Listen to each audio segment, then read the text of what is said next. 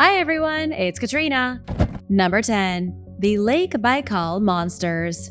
Lake Baikal in Siberia is the oldest and deepest lake on the planet. It's truly enormous and holds nearly 25% of all fresh water in the world. Its bottom reaches a depth of over 5,000 feet, yet the lake is full of mystery. The icy region is home to many unique species of animals and weird kinds of plants. Scientists think the lake has been more or less in its current state for about 25 million years.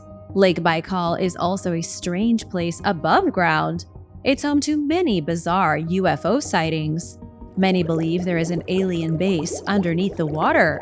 In 1982, Soviet soldiers participating in dive training allegedly spotted weird humanoid beings in the lake. The story is unsubstantiated and there is no concrete evidence.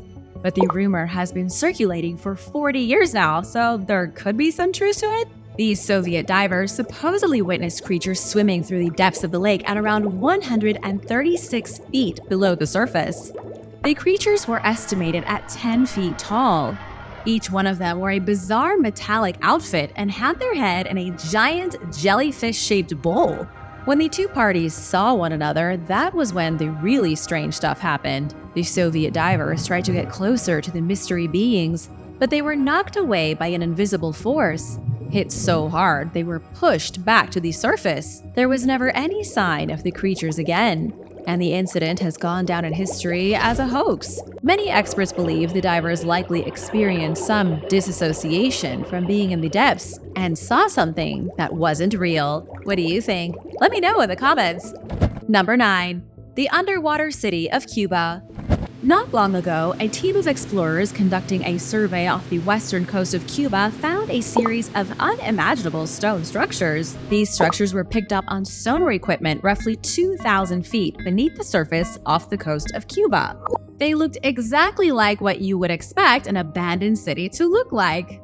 Pauline Zalitsky, a marine engineer, was the one behind the unprecedented discovery. At the bottom of the Atlantic Ocean are what appear to be the ruins of a lost society. Pauline's husband, Paul, is the owner of Advanced Digital Communication. According to the reports, Paul was working with the Cuban government on a survey mission when the discovery was made. The team was looking for sunken treasure ships from the age of Spanish colonialism. They didn't find any ships, but they did find the remnants of what looked an awful lot like a lost civilization. But the team was reluctant to make any hard assumptions. The ocean is so deep here that the stonework doesn't make any sense. It would have been 50,000 years ago that a civilization was able to build something here when the water level was much lower. That doesn't fit in with what we know about human society. The first complex civilization only appeared around 7,000 years ago. Some have called the city Atlantis.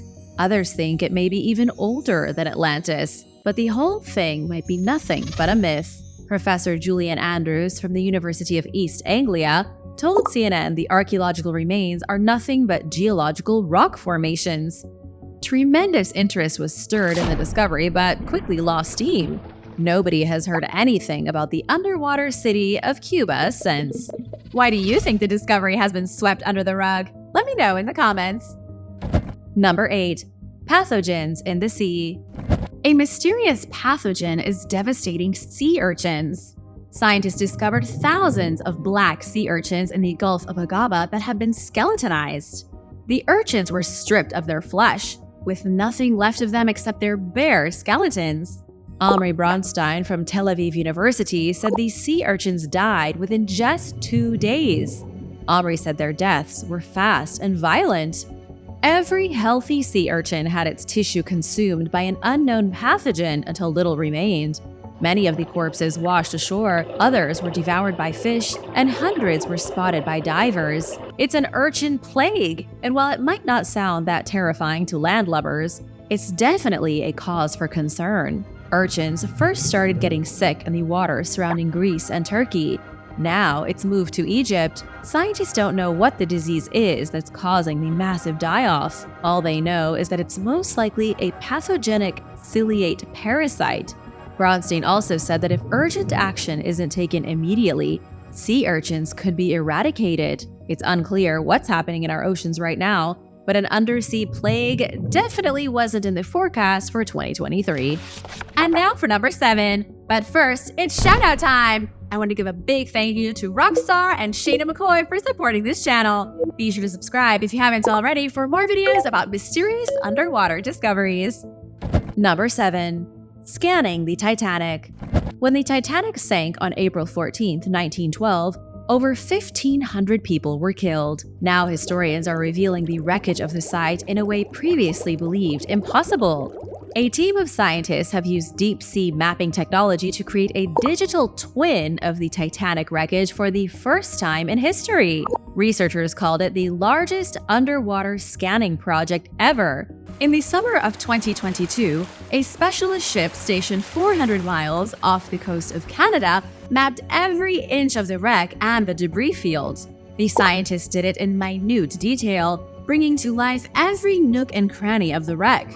Park Stevenson is an expert who has been studying the Titanic for the last 2 decades. He called the project a game changer, saying it's unearthed never-before-seen details. For example, these scans revealed the serial number on the propeller for the first time. Plus, engineers are now looking at the model to make more sense of how the ship broke into pieces. The project took 715,000 images for a total of 16 terabytes of data. The new project has essentially removed the water from the scene so that there is a real working model of the entire Titanic. But this just happened. It was very recent. For that reason, scientists haven't released much more information. Still, the scan itself is worth checking out since it gives you a full 3D picture of the most famous shipwreck in history. Number 6. The SS Garasopa.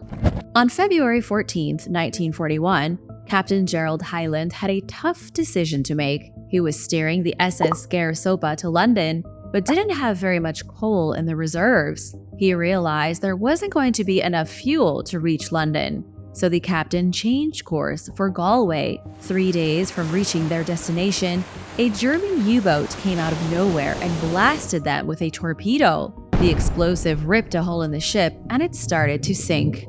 This was a major blow to the British because the SS Garasopa was carrying almost 3,000 silver bars. Not just silver, but also enough tea to serve nearly the entire population of Britain. It was bad news for the war effort, not to mention tragic. Out of the 85 crew members on board, the only survivor was second mate Richard Ayres. Everybody else went down with the ship.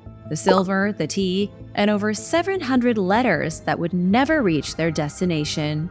In 1989, the British government invited salvage crews to look for the SS Garasopa and reclaim the treasure. It wasn't until 2011 that U.S. company Odyssey Marine Exploration identified the location of the wreck. By the end of the next year, they had recovered 1,218 silver ingots weighing 40 tons. By 2013, that number had risen to 61 tons of silver. It's still an ongoing mission as the salvagers hunt desperately for every last piece of plunder. The tea is probably ruined though. Number 5. Cascara Cave. Cascara Cave in Marseille, France is one of the most unusual subterranean places in the world. It's a wonder the cave was ever found because its entrance is 121 feet underwater. During the Holocene era, the sea level rose and flooded most of the cavern. However, there is an air pocket deep inside. Divers are able to move through the entrance and swim through a tight and suffocatingly claustrophobic corridor. Then they arrive in an air bubble inside the vast cavern. Here, in the air bubble, the walls are decorated in ancient pieces of artwork. Cascara Cave was visited for thousands of years by Neolithic humans. From roughly 27,000 until 14,000 BC, this was a favorite hangout for Stone Age people, but nobody even knew about the cave paintings for years. The entrance was discovered by Henri Cascara in 1985. Over the next few years, it was explored bit by bit. After 1991, when the sunken cavern was revealed to the public, 3 divers got lost inside and died. Nobody found the cave paintings until later in the 1990s. There were images of zebras, hand motifs, horses, a man with the head of a seal. The incredible imagery has been attributed to the long-lost Gravettian culture of the European Stone Age. Would you go cave diving to look at paintings? Let me know in the comments. Sounds pretty scary. Number 4. The Great Wall of China. The Great Wall of China is an indisputable wonder of the ancient world. But did you know that many pieces of the Great Wall are in ruins? The parts of the wall you see in photographs and in movies are the few chunks that have been maintained throughout the years. There are some places where the wall is completely broken. Outside Beijing, at the Panjiacao Reservoir, there is even a piece of the Great Wall of China that's underwater. When construction began on the Panjiacao Dam in 1975, the government made plans to flood the area. A large patch of land in Hebei province was flooded, with the waters pouring over several sections of the Great Wall. These sections were built by the Ming Dynasty during their rule of China between 1368 and 1644. The Great Wall is tall and proud, and then suddenly it dips down into the water like the disappearing tail of a dragon. The wall briefly rises once more on a small island, then sinks back into the water. There are roughly 1,300 feet of sunken stone and mortar in the area that can only be seen by diving. Number 3. The HMAS Sydney. Off the coast of Australia in late 1941, the HMAS Sydney made contact with a ship that claimed to be a Dutch freighter. In reality, it was the HSK Cormoran, a German raider. The German ship tricked other vessels into thinking it was friendly, and then crippled them. It had already been menacing merchant ships in the region for months. As the Sydney approached, thinking they were safe, the Cormoran unleashed its weapons. Even though the Sydney was the far more powerful ship, the surprise and fierceness of the attack crippled it. In the fierce fighting that followed, both ships sank. The crew of the Cormoran mostly survived and were subsequently captured. Sadly, 645 sailors on the HMAS Sydney went down with the vessel.